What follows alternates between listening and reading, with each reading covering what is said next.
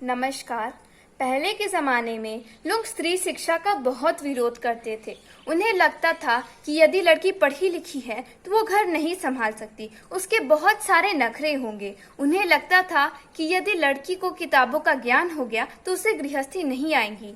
तो चलिए अब हम देखते हैं एक नाटक जो कि लोगों की प्रचलित विचारधारा पर आधारित है कि यदि लड़कियां पढ़ी लिखी हैं तो उन्हें घर संभालना नहीं आएगा। जल्दी करो, वो लोग आते ही होंगे। कुर्सी को उठाओ। इसको उठा के इधर रख दो। नहीं, मेरे सिर पे रख दे। जब परमात्मा के यहाँ अकल बढ़ रही थी तो तू चार छन्नी लेके पहुंचा था क्या? बात मत दिखा, कोई काम होता नहीं। अब रख दी है तो जा चादर ही लेते आ। मेज पे कुछ बिछेगा या ये भी तेरे दिमाग की तरह खाली रहेगा? ठीक है, 2 मिनट में आता हूँ। अरे बहन, इसको धोती लाने क्यों भेजा है? धोती कौन पहनेगा? धोती? किसने बोला धोती लाने को? ये रतनी कह रहा था कि आप धोती मांग रही हो। धोती? देखो इसका मक्कल का। मैंने बोला कि जा मेज पे बिछाने को चादर लेके आ। और ये कानपुर में हड़ताल है क्या? कम सुनाई देता है तुझे? अरे छोड़ो, वो लोग आते ही होंगे। थोड़ा जल्दी जल्दी हाथ चलाओ। तू अभी गया नहीं? हाँ, अभी जाता हूँ। ला के बिछा भी देना। नाश्ते का इंतजाम हुआ?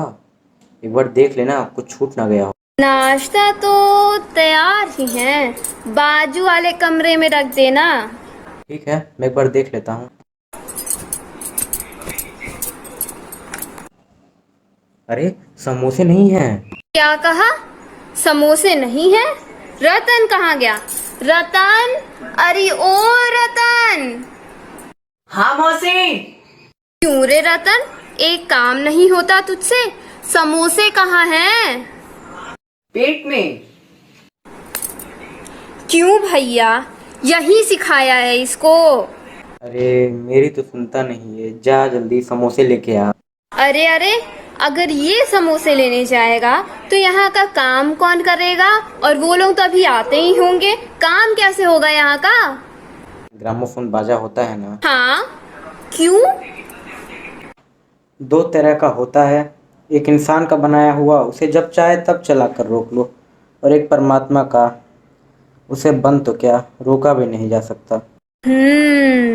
अब समझ में आ रहा है कि ये रतन इतना गधा क्यों है। आखिर तुम्हारा ही बेटा है। छोड़ो ये सब। उमा तैयार हुई? मुझे क्या पता, होगी अपने कमरे में। ये तो पता करो, वक्त कितना रह चुका है हम लोग के आने में। अरे मित्र भी तो अजीब से हैं, पता नहीं कैसी लड़की चाहिए उन्हें। अरे आजकल तो लड़की कितनी ही सुंदर हो, बिना टीम टाम के भला कौन पूछता है। अरे इसी मारे मैंने तो पाउडर वोडर उसके सामने रख दिया, पर ना जाने उसे इन चीजों से कौन से जन्म की दुश्मनी है। ना जाने कैसा इसका दिमाग है। वरना आजकल की लड़कियों के सहारे तो पाउडर का कारोबार चलता है। अरे मैंने तो पहले ही कह दिया था, इंट्रेंस ही पास करा देते, लड़की अपने हाथ रहती और इतनी परेशानी ना झेलनी पड़ती। अरे चुप। तुम्हें कितनी बार समझाया है ना, इन बातों का जिक्र किसी के सामने नहीं होना चाहिए। तुम तो अभी से सब कुछ बोल रही हो, ना जाने उनके आने तक तुम क्या कर दोगी। अच्छा छोड़ो, अब मैं ना बोलूंगी, ठीक है? अगर कोई काम बचा हो तो वो जरूर बता दो। बस उमा को तैयार कर लेना। ना सही पाउडर कौन सी बुरी लगती है। बस पान लेकर नीचे भेज देना उसे। ठीक है। आ गया रतन, बिछा दे चादर। समोसे लाया कि नहीं? नहीं। अरे रे, सब चौपट कर दिया। जा जल्दी समोसे लेके आ। वैसे भैया कितने लोग आने वाले हैं? 2 लोग हैं, एक बाबू गोपाल राम प्रसाद, एक उनका लड़का खुद। देखो उमा को समझा देना कि थोड़ा सहूलियत से आए। ये लोग ज़रा नीची सोच के हैं। गुस्सा तो मुझे भी बहुत आता है कि रोज़ रोज़ की दकियानुसी ख्यालों पर। खुद पढ़े लिखे हैं, वकील हैं और सभ्य सोसाइटी में जाते हुए अनपढ़ लड़की चाहिए इन्हें। और लड़का? बताया तो था तुम्हें, बाप शेर है, लड़का सवा शेर। बीएससी के बाद लखनऊ में पढ़ता है, मेडिकल कॉलेज में। कहता है कि शादी का बाद दूसरा है और तालीम का दूसरा। कर भी क्या सकते हैं, मजबूरी है, मतलब अपना है। वरना ये लड़कों और इनके बापों को ऐसी खरी खोटी सुनाती मैं कि ये मुंह दिखाने के लायक न रहते। बाबूजी, बाबूजी, क्या हुआ बताओ। दरवाजे पे कोई है, कोई आ रहा है। अरे अरे वो लोग आ गए, जल्दी जल्दी हाथ चलाओ। तू यहीं खड़ा है, गया नहीं समोसे लेने? हाय, सब चौपट कर दिया, बेवकूफ। जा जल्दी समोसे लेके आ। अरे पीछे के दरवाजे से जा, आगे के दरवाजे से जाना मत। माँ तुम जल्दी करो, उमा को समझा देना कि थोड़ा सा गा देगी। मैं उमा को देख के आती हूँ। आइए आइए आइए आइए, यहाँ तशरीफ लाइए। और कहिए, मकान ढूंढने में आपको कोई तकलीफ तो ना हुई? अरे नहीं नहीं साहब, वो तो आगे वाला जानता था और फिर हमें आना ही था। रास्ता कैसे नहीं मिलता। अरे ये तो आपकी बड़ी मेहरबानी है साहब, मैंने आपको खामखा तकलीफ तो दी। अरे नहीं साहब, जैसा मेरा काम वैसा आपका काम। बल्कि यूँ कहिए कि मैंने आपको कोई खासी परेशानी कर दी। ये लीजिए, आप तो मुझे कांटों में घसीटने लगे। हम तो आपके ही सेवक हैं। और कहिए शक्कर बाबू, कितने दिनों की छुट्टियां हैं आपकी? जी कॉलेज की तो छुट्टियां नहीं हैं, वीकेंड में चला आया था। आपका कोर्स खत्म होने अब साल भर रहा होगा। जी यही कोई साल 2 साल। साल 2 साल? जी 1 आध साल का मार्जिन रखता हूँ। क्या बताएं साहब, ये शंकर 1 साल बीमार हो गया था। क्या बताएं, इन लोगों को ऐसी उम्र में सारी बीमारियाँ सताती हैं। एक हमारा ज़माना था कि स्कूल से आके दर्जनों कचौड़ियाँ उड़ा जाते थे, मगर जब खाना खाने बैठते तो भूख वैसी की वैसी। कचौड़ियाँ भी तो उस जमाने में पैसे की 2 आती थी साहब। जनाब, यह हाल था कि 4 पैसों में ढेर सारी बलाई आती थी और अकेले 2 आने हजम करने की ताकत थी। अकेले। और तो बहुत तेरे खेल वगैरह भी होते हैं स्कूल में, तब ना कोई वॉलीबॉल जानता था, ना बैडमिंटन, ना टेनिस। बस कभी कभी हॉकी या क्रिकेट कुछ लोग खेला करते थे। मगर मजाल की कोई कह जाए ये लड़का कमज़ोर है। जी हाँ, उन जमाने की तो बात ही दूसरी थी। और पढ़ाई का यह हाल था कि एक बार कुर्सी पर बैठे तो 12-12 घंटे की सीटिंग हो गई। 12 घंटे? जनाब, मैं सच कहता हूँ कि उस ज़माने में मैट्रिक भी वह अंग्रेजी लिखाता था कि आजकल के एमए बीए भी मुकाबला नहीं कर सकते। जी हाँ। माफ़ कीजिएगा बाबू राम स्वरूप, उस ज़माने की जब याद आती है अपने को जब्त करना मुश्किल हो जाता है। जी, वो तो रंगीन ज़माना था। अच्छा तो साहब, बिजनेस की बातचीत हो जाए। बिजनेस? ओह अच्छा अच्छा, लेकिन ज़रा नाश्ता तो कर लीजिए पहले यार। यह सब आप क्या तकल्लुफ़ करते हैं। इसमें तकल्लुफ़ की क्या बात है? ये तो मेरी बड़ी तकदीर है कि आप मेरे यहाँ तशरीफ़ लाएं, वरना मैं किस काबिल हूँ। माफ़ कीजिए ज़रा, अभी हाजिर हुआ। आदमी तो भला है, मकान वकान से हैसियत भी बुरी नहीं मालूम होती। पता चले लड़की कैसी है। जी क्यों शंकर, क्या हुआ? हैं? कुछ नहीं कुछ नहीं। झुककर क्यों बैठे हो? विवाह तय करने आए हो, कमर सीधी करके बैठो। तुम्हारे दोस्त ठीक कहते हैं, इस शंकर की बैकबोन। आखिर आप माने नहीं? आपको विलायती चाय पसंद है या हिंदुस्तानी चाय? नहीं नहीं साहब, मुझे आधा दूध और आधा चाय दीजिए, और ज़रा चीनी ज़्यादा डालिएगा। मुझे तो भाई ये नया फैशन बिल्कुल पसंद नहीं। एक तो वैसे ही चाय में पानी काफ़ी होती है, और फिर चीनी भी नाम की डाली जाए तो जायका क्या रहेगा?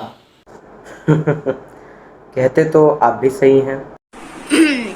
सुना है सरकार ज्यादा चीनी लेने वालों पर टैक्स लगाएगी।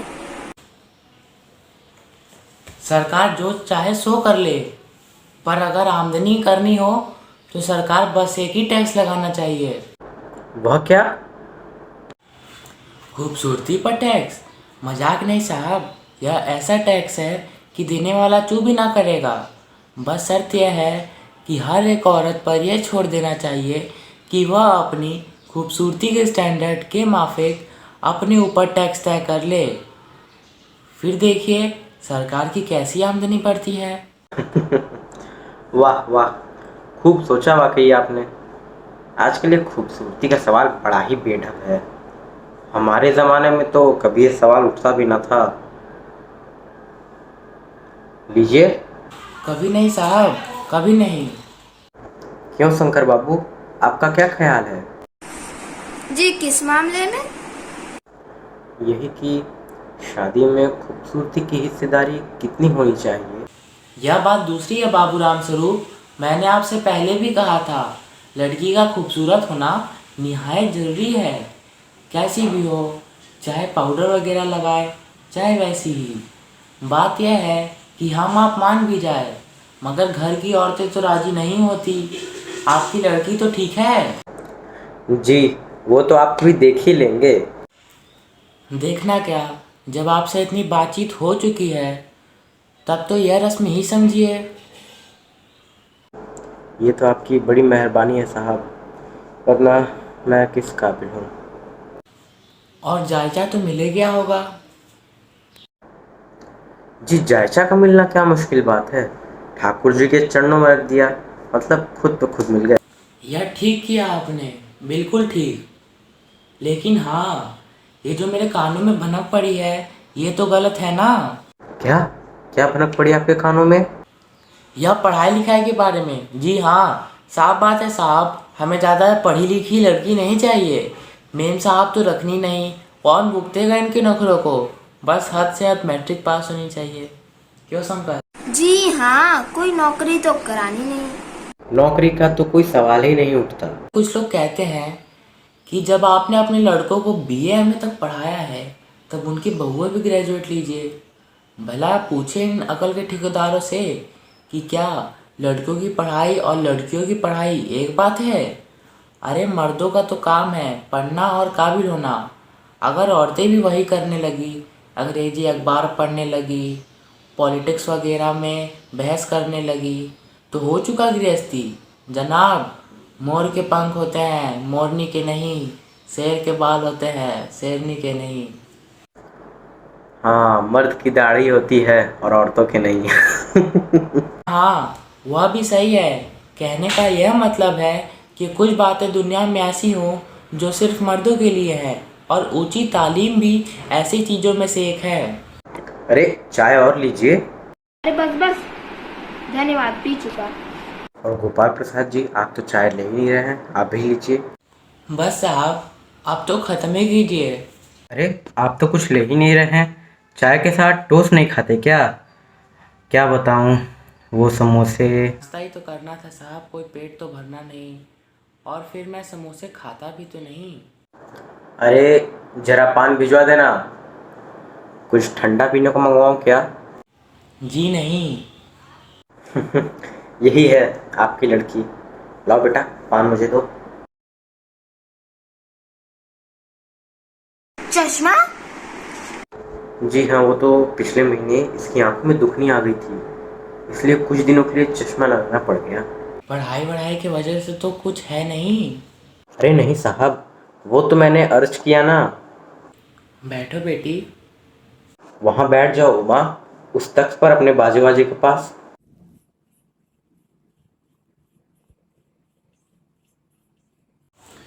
चाल में तो कुछ खराबी है नहीं, चेहरे पर भी छवि है। कुछ गाना बजाना सीखा है? जी हाँ, गिटार सीखा है और बाजा भी। सुनाओ तो उमा, एक आध गीत गिटार के साथ इन्हें।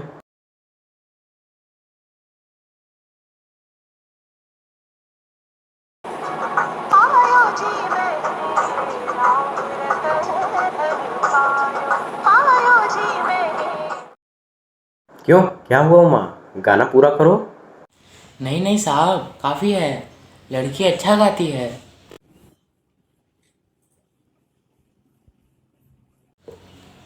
अभी ठहरो बेटी। थोड़ी देर और बैठी रहो उमा।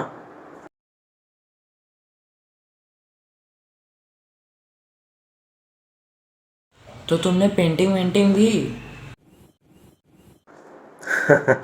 ये तो मैं आपको बताना ही भूल गया।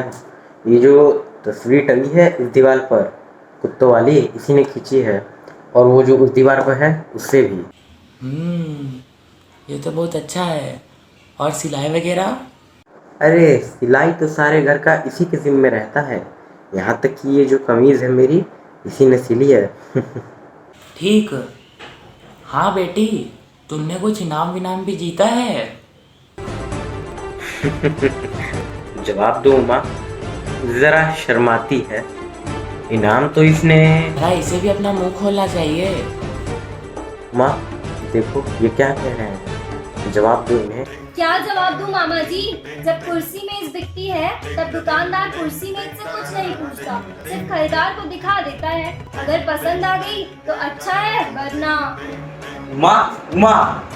अब मुझे कहने दे दीजिए मामा। ये जो महाशय मेरे खरीदार बनकर आए हैं, इनसे पूछिए जरा, क्या लड़कियों के दिल नहीं होता? क्या उनकी चोट नहीं लगती? क्या बेबस भेड़ बकरी है जिन्हें कसाई अच्छी तरह देखभाल कर। अबू राम स्वरूप, आपने मेरी इज्जत उतारने के लिए यहाँ बुलाया था? जी हाँ, और हमारी बेइज्जती नहीं हो रही जो आप इतनी देर से नाप तोल कर रहे हैं। और जरा अपने इन साहबजादे से पूछिए कि ये पिछली फरवरी में लड़कियों के हॉस्टल के बगल क्यों घूम रहे थे और वहाँ से किस तरह भगाए गए थे। बापूजी चलिए यहाँ से, हमें यहाँ और नहीं रुकना है। लड़कियों के हॉस्टल में? क्या तुम कॉलेज में पढ़ी हो? जी हाँ, कॉलेज में पढ़ी हूँ। मैंने BA पास किया है। कोई पाप या कोई चोरी नहीं की और ना ही आपके पुत्र की तरह ताक झांक कर कायरता दिखाई। मुझे अपनी इज्जत और अपने मान का तो ख्याल है, लेकिन जरा अपने इस लाडले पुत्र से पूछिए कि ये किस तरह नौकरानी के पैरों में पड़कर अपना मुंह छुपा कर भागे थे। बस हो चुका बाबू राम स्वरूप, आपने मेरे साथ दगा किया है। आपकी लड़की BA पास है और आपने मुझसे कहा था सिर्फ मैट्रिक तक पढ़ी है। लाइए मेरी छड़ी कहाँ है, मैं चलता हूँ। BA पास, ओहो, गजब हो जाता। झूठ का तो कुछ ठिकाना ही नहीं है। आओ बेटे चलो। हाँ हाँ जाइए, जरूर चले जाइए, लेकिन घर जाकर जरा ये पता लगाइएगा कि आपके लाडले पुत्र की रीढ़ की हड्डी भी है या नहीं, यानी बैकबोन। बैकबोन। भैया, भैया क्या हुआ? भैया उमा रो क्यों रही है? भैया क्या हुआ? उमा, उमा मत रो। उमा क्या हुआ?